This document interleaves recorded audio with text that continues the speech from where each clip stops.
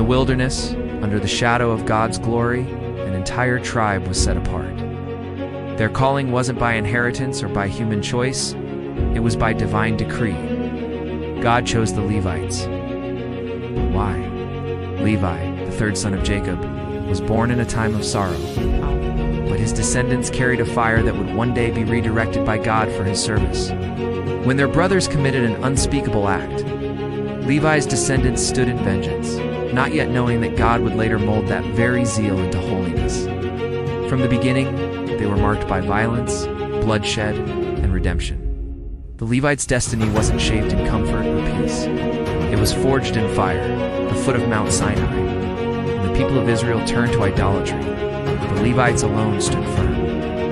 Their act of faithfulness was costly. It required the sword, blood, and separation from their own. In that moment, they were consecrated.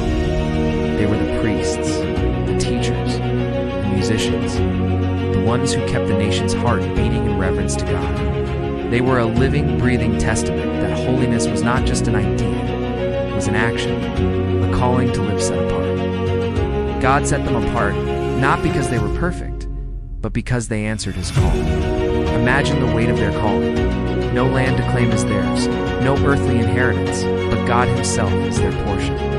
The Levites lived among Israel as guardians of holiness, protectors of the sacred, the ones who carried the glory of God, even when the rest of the world turned away. But the Levitical ministry wasn't just about rituals and duties.